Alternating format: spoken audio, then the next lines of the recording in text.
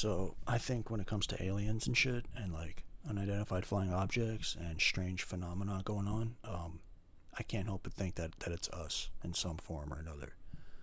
Um, because we at least know for sure that there is intelligent life here, and the things that we see aren't so absolutely insane that they can not be seen as theoretically possible in the near distant future.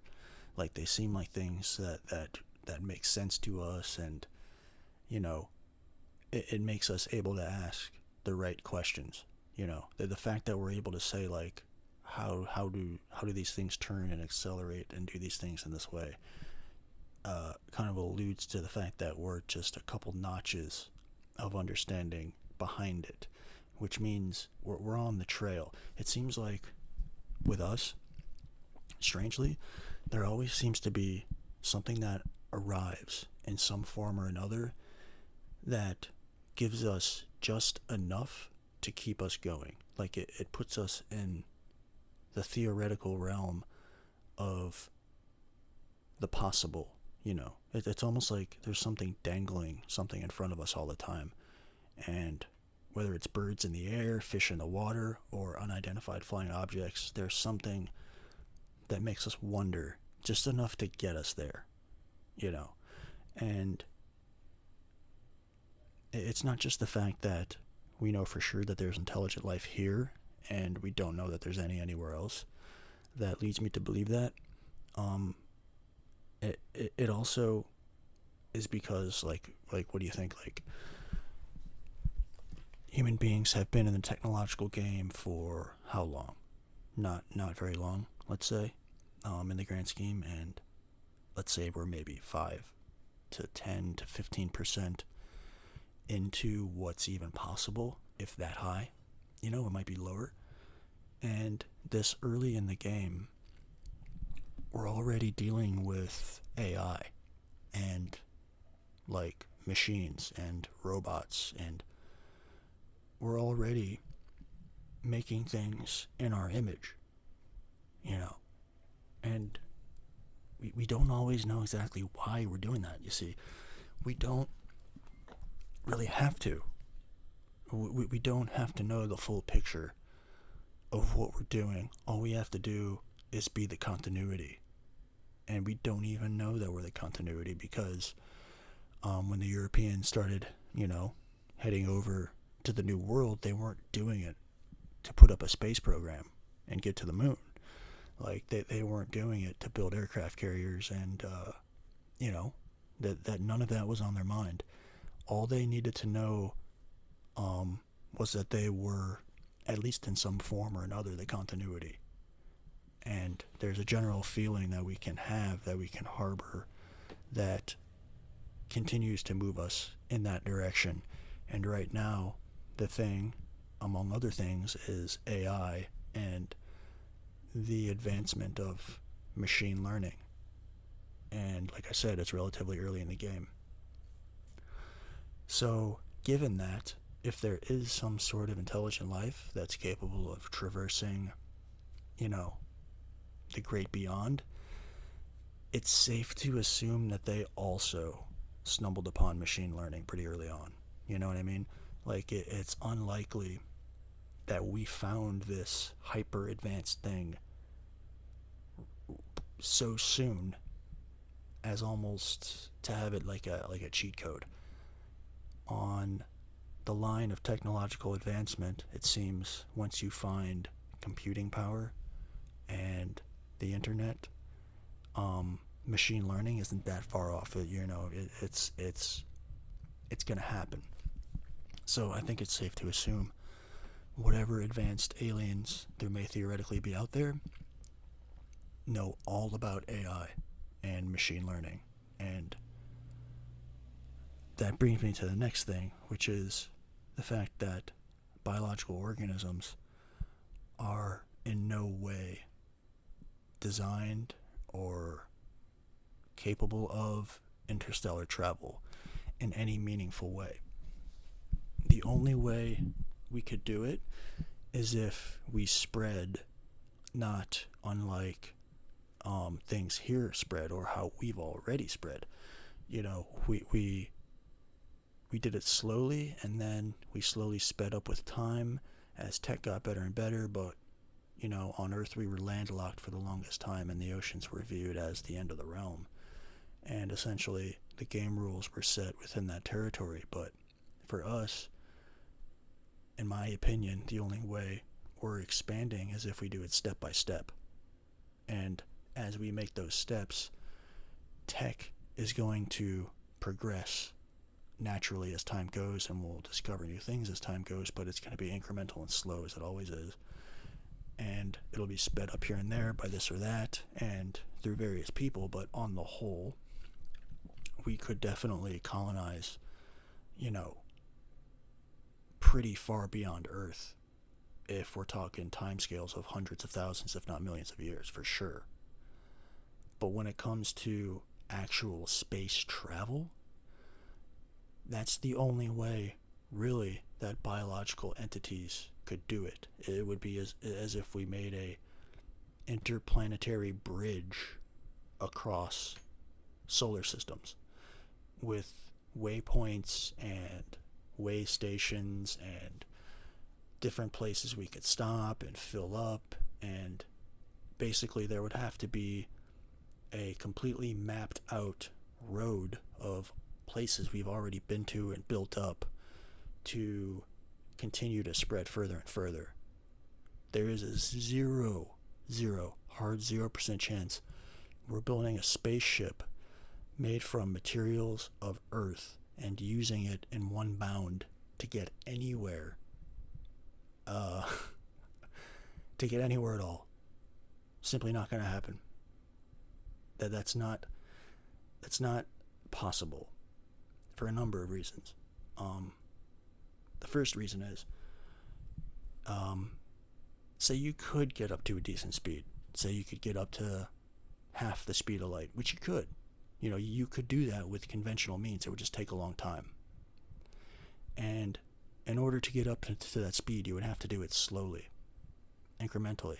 If you did it too fast, it would kill everyone. You can't accelerate that quickly. And it would take a huge amount of fuel to do it, and it would take a long time to do it. But you could. And you have to think about all that you would need to facilitate life during an acceleration phase.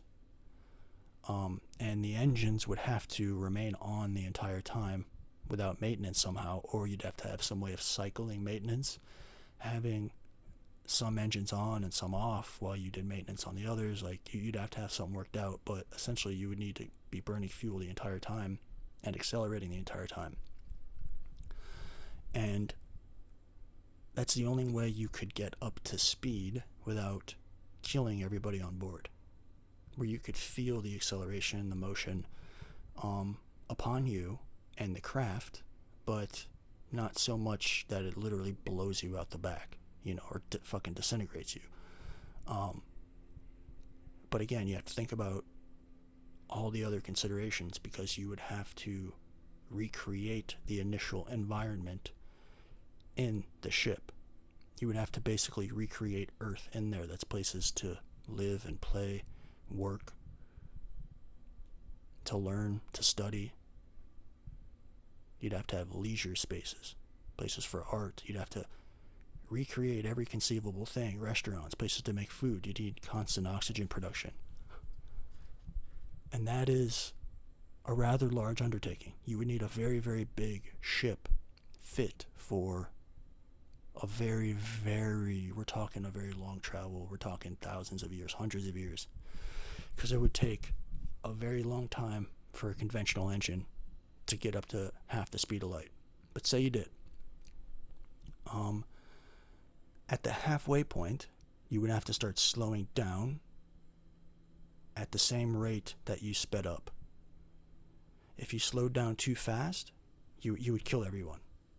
If you didn't slow down fast enough, you would overshoot your target.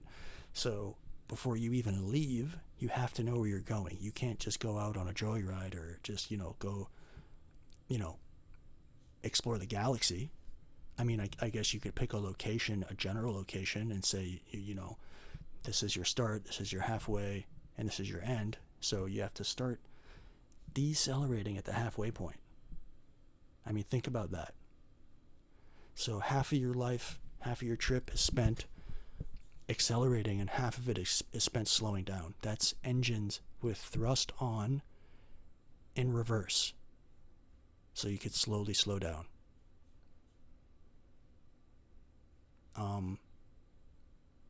First of all, the amount of fuel that you would need to accelerate to get up to that speed it makes it prohibitive. It would be an utterly massive ship, and then the larger the ship, the more propellant. It just ends up being this unsolvable problem.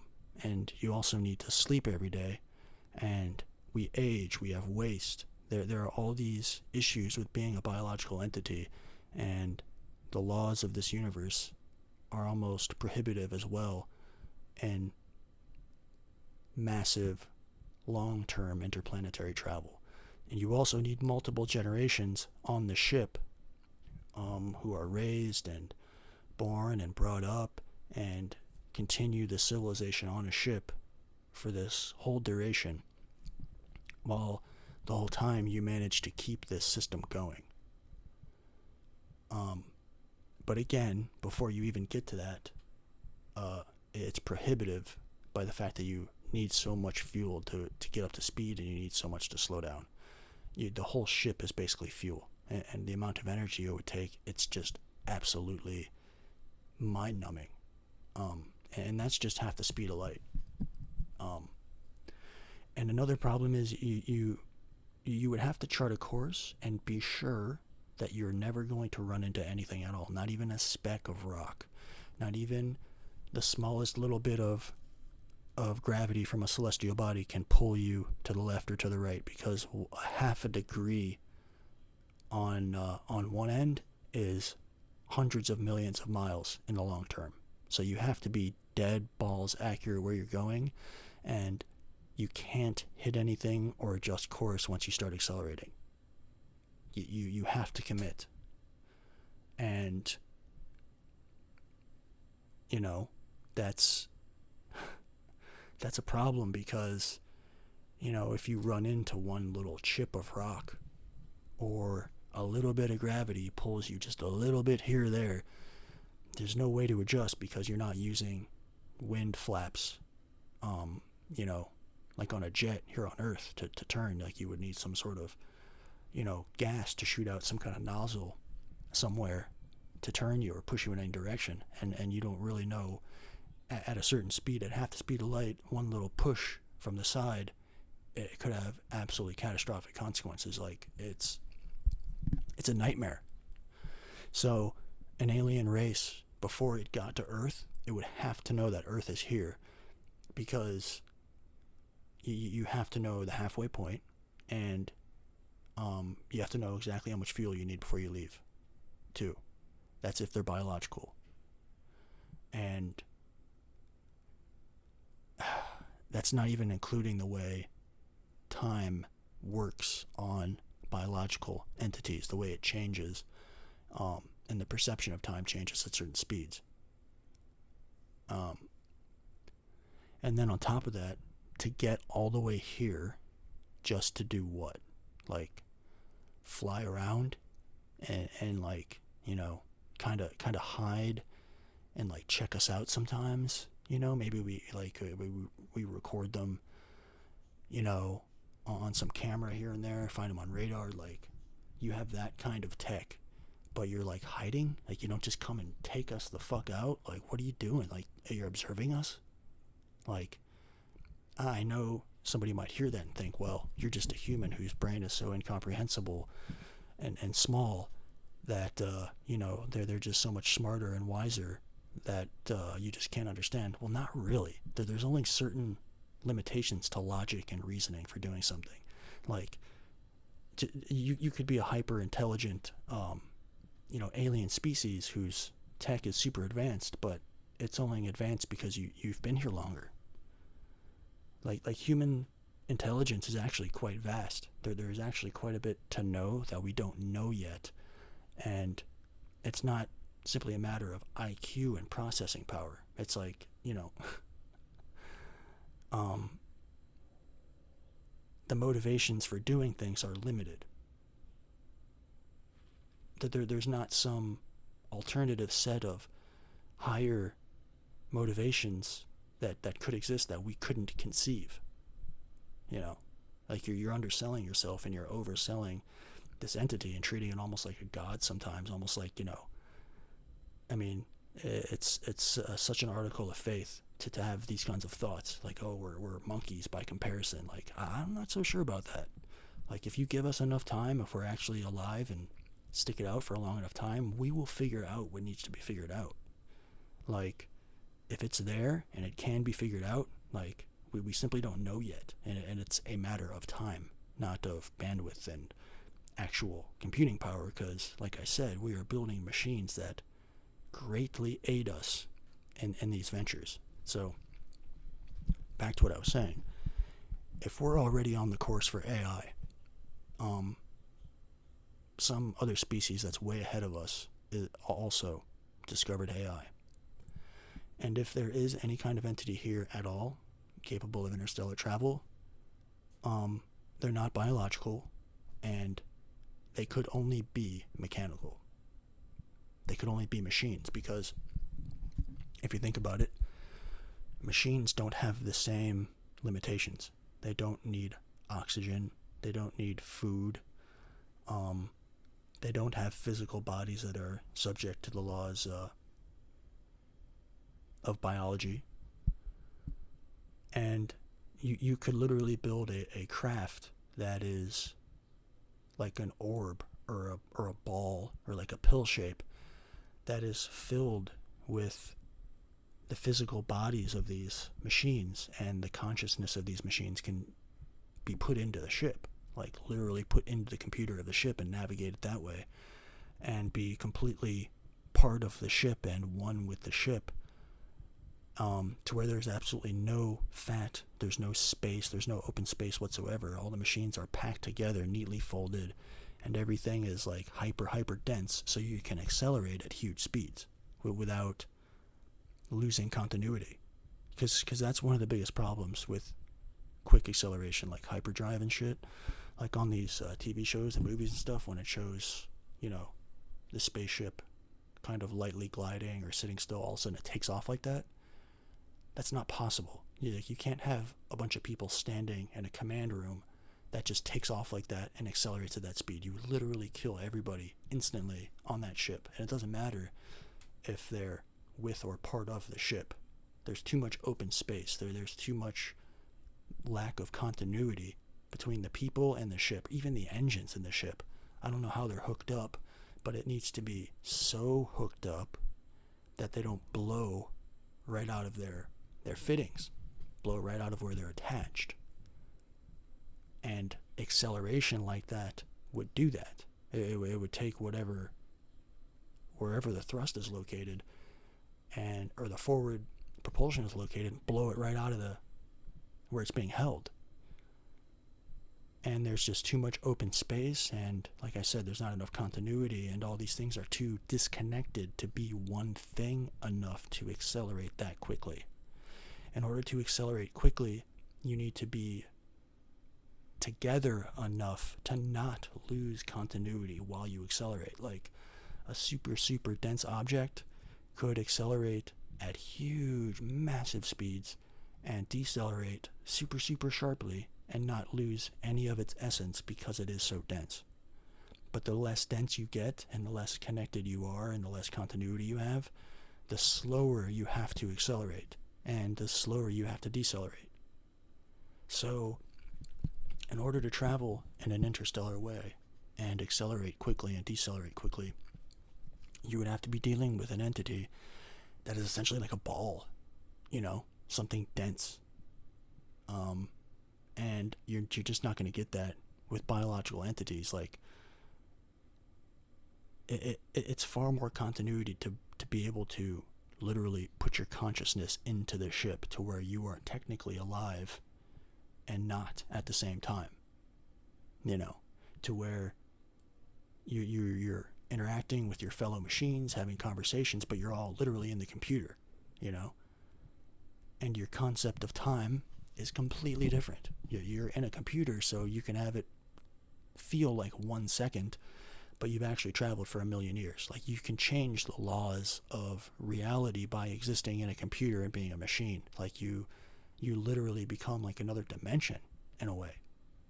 And it's the only conceivable way something could travel great distances, either with quick acceleration or slow acceleration, and, literally go from one planet to another distant one.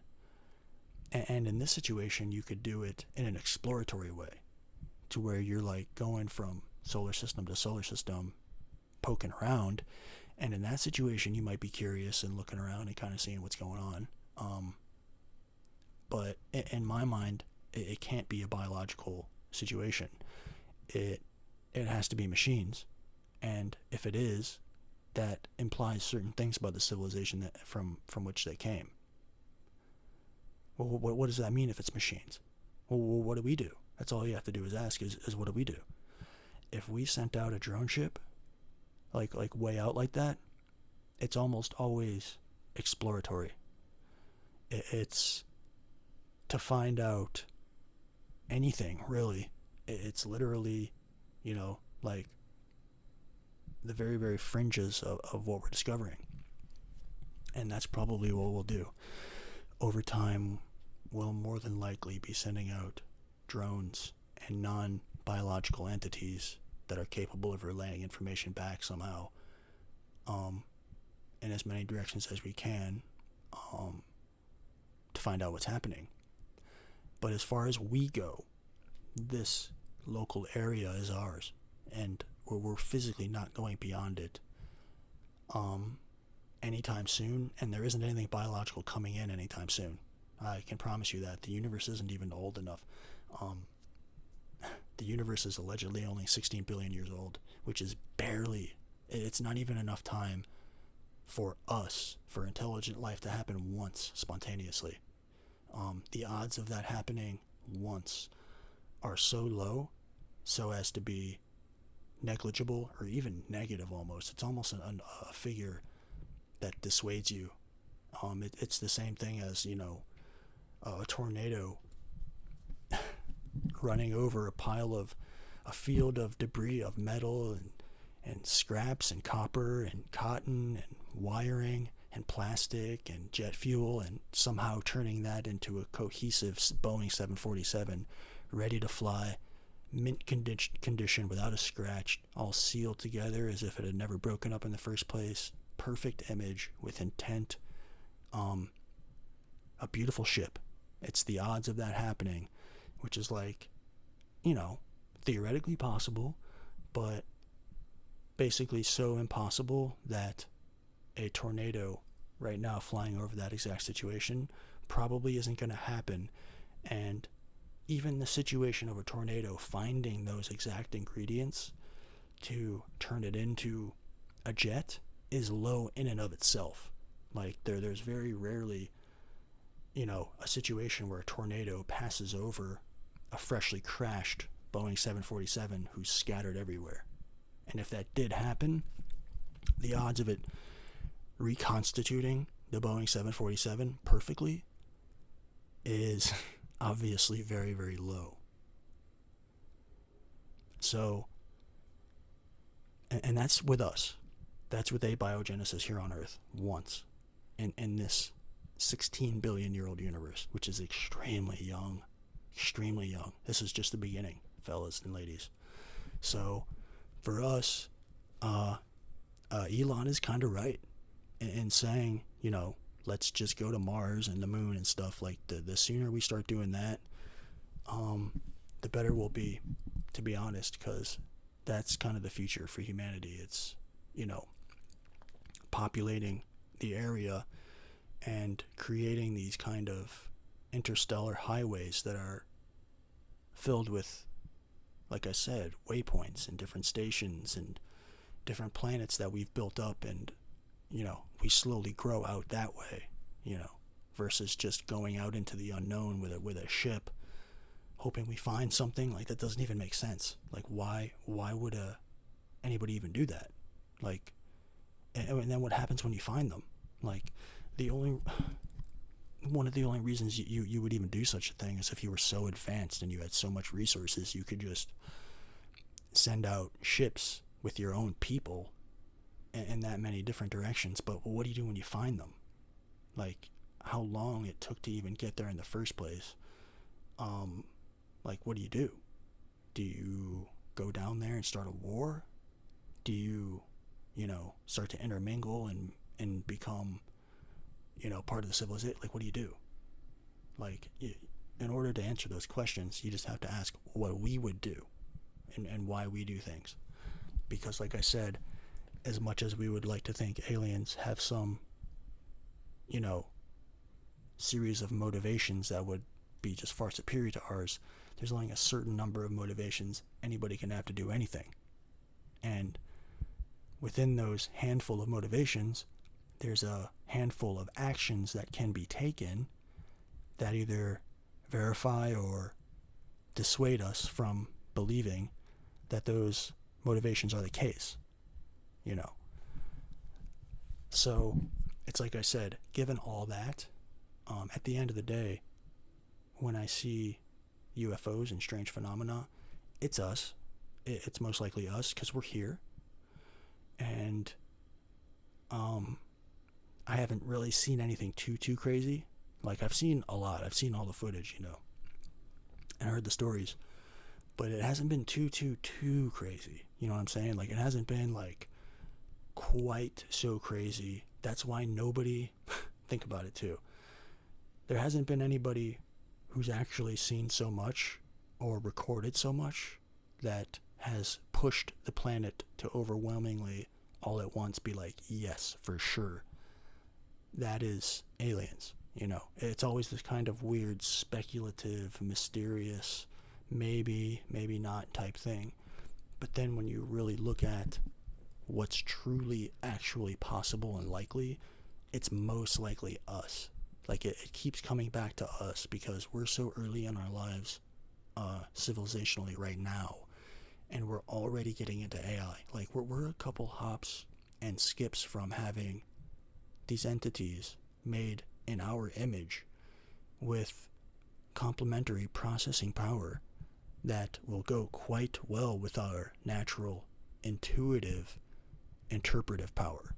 Like, and you combine that with the potential for 24/7 labor, and not just 24/7 labor, but like highly effective and efficient, borderline endless labor. You're talking about another industrial revolution that renders human labor, completely obsolete. Like, that makes the idea of actually needing to work like the sort of work that we know, obsolete in the same way we view, slavery as obsolete. And that's just the natural course. And we don't really know what that's going to come with, to be honest. I can definitely say, from my point of view, it will come with the ability to focus more on the social aspects of human life. And to be honest, we won't even have to do that intentionally. That's really the main thing that we're going to have. Our social standing, our intellectual, artistic abilities, our abilities as a person will become magnified. Our virtuous hearts, our talents will become increasingly magnified. Like, what do you do when, there's something like the NFL, when making money is no longer really the point of it? What do you do when you can play in the NFL and you can still walk off the field with the same access to the same resources that you had before, but you don't have to deal with money at all, just because there's 24/7 production of anything you want anytime by machines? What does the NFL become then? What does it become to the viewer? Well, to the viewer, it's basically the same. You still have your favorite teams, and there's still a Super Bowl, and it still technically is as it was. And I don't know about you guys, but I know what it's like to play a sport, and doing it for the money, it is a huge motivation. But at the same time, if you love the sport, you will play the sport for the sport. Plus, the alternative motivation for being world or nationally famous or the best in the world at that sport, that's not going to go away. The desire and the ability to be the best in the world at something. Like, there's still going to be all sorts of people with all sorts of abilities, and with the access to the same, if not more, resources that they had before, doing what they did, you know. And honestly, you apply that to other situations, like vehicle production. Like, imagine a situation where there's a giant facility, let's say. Imagine this facility having a website or an app or something where anybody can design any vehicle, you know, and somebody designs a vehicle that is so awesome and amazing. They get it shipped to their house and they're driving it around, you know, they put it up on social media. Other people look at it and they're like, I have to have that. By that alone, the currency kind of in a way ends up being attention. Say you design this shirt or vehicle or shoes or whatever, and it's so awesome, so many people share it and like it and want to have it, and you instantly put constraints on it. You say, I'm only going to make 1,000, you know, and that becomes its value. The fact that there's only 1,000 being made and the fact that everybody wants it, and then you end up looking on social media and the most famous, the most talented, the most adored end up with it, and that makes it its currency. That's what makes it valuable. The fact that certain people have it, certain people got it through whatever social means, and that ends up being the currency, literally. The social situation, the social circumstances, becomes the currency and the attention generated.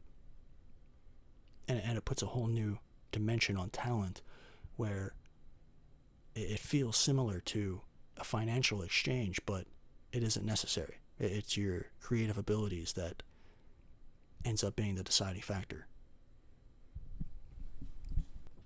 And you have to think, we're not just in this situation hollowing out the earth to create endless consumer goods. At this point, we have drones throughout the local area harvesting all sorts of resources, and we've located all kinds of different materials. We're doing all kinds of different things, and there's facilities, production facilities, farming facilities. There's everything that we could ever need throughout the planet, throughout the solar system, where even not even throughout the solar system, like even before that, where it's just on Earth, you know, things are more determined by actual availability to various resources. And the constraints on that are real, not imposed. And that's only a theoretical situation, but when you take money out of the equation and labor out of the equation, it totally changes the dynamics. Like, at that point, you focus more on the direction of the species, or at least you become more conscious of it. The continuity that we are becomes more obvious, I would say. And the social strata now is almost that way, you know. Somebody makes a meme or a shirt or a pair of shoes, and they just get insanely popular, and you only make a certain amount, you know. They're an edition, special edition or whatever. You make a certain amount, and that's that. And right now, the value of that is determined by both the interest and the dollar figure that ultimately lands on it. But eventually, like with things like sports, you could still have some sort of currency that you exchange, but the way that you get it is different somehow. Or, you know, I honestly think these are the sorts of things that you can't just kind of sit around and plan and think about. You can moderately theorize, but it kind of grows organically, as it always has for us. Like, we like to think that there's a ultimate cabal that's going down from generation to generation. And sometimes there is, to be honest, for certain industries and for certain things. But overall, the weight of the organic nature of humanity and the things that we do, the needs we have, and the directions we go is what determines what actually happens. It's such a powerful thing, the weight of the will and desires of humanity, that no little cabal could ever truly organize to that degree. And like I said, maybe in some areas, maybe with some things, but overall, no way.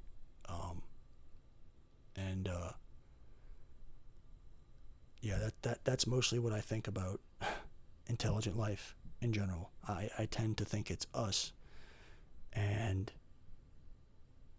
the whole situation with aliens, it's just another example of how, honestly, how creative we are. And sometimes we create things and we don't know where it started. Like I said in the past, sometimes something starts somewhere and it just has this effect of catching on and embedding in us so quickly, and it just spreads like wildfire even before the internet, but it just accelerates with the internet, and it will continue to accelerate. Things that are fashionable, even empathy as a fashion,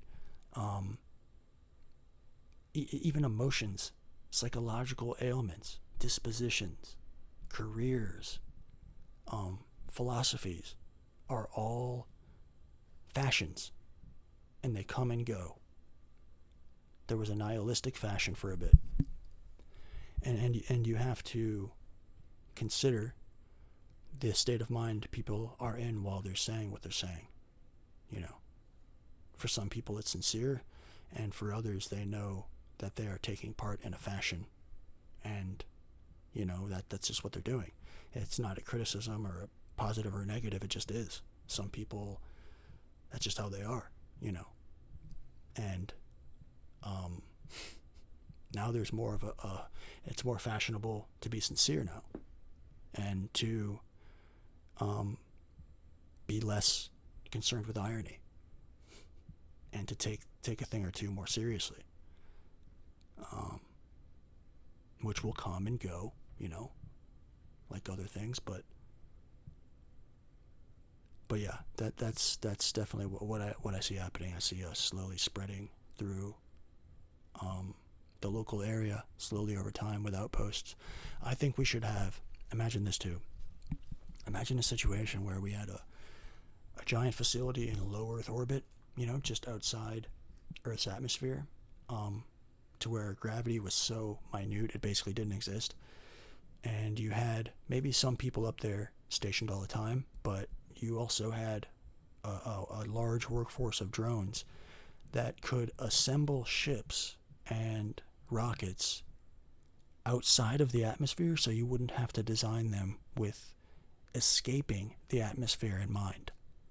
The whole reason we create rockets the way we do, the primary life and death of a rocket, is concerned with leaving the ground of the Earth and escaping the strong gravity and the strong atmosphere and re-entering the atmosphere. And it spends almost all its fuel doing that, and it spends almost everything it's designed for is leaving the atmosphere. Imagine if we made rockets or ships outside the atmosphere. You could design them much, much larger, and you could completely change their shape. They wouldn't even have to be aerodynamic, and you could build and use very, very heavy materials in zero gravity. Like, imagine that shop. Like, that's like the dream of anybody in a shop, to not have to worry about gravity at all. Like, does that not seem like the next logical step, to build in zero gravity? Like, yeah, that's obviously what we should be doing. And then we could build ships that are specifically designed to get people to that station, and you could continue to expand on it and make it larger and larger. And it could be such an easy pass-through to the moon, and if we ever eventually did any mining, it could be like a processing center, and you could always be bringing in highly valuable local materials, and sterilize them, and then bring them down to Earth, and effectively increase the mass of the planet, and finally turn it into a place that harvests from the galaxy or from the solar system in a substantial way. And it'll be when we find these new and different materials and alloys and chemicals and things that will set us to new possibilities. Because it's like I said, everything that could be currently exists out there. We just don't know about it yet. In the same way that everything to build an aircraft carrier was on Earth 3,000 years ago, we just didn't know how to build an aircraft carrier. We just didn't know. But we have the ability to know, and we simply don't yet. And we'll get there incrementally. And right now, we're all participating in our particular corner of continuity. And some of us dream, and some of us build, and everybody plays their part in one way or another. But, yeah, like all things, it's quite beautiful to think about.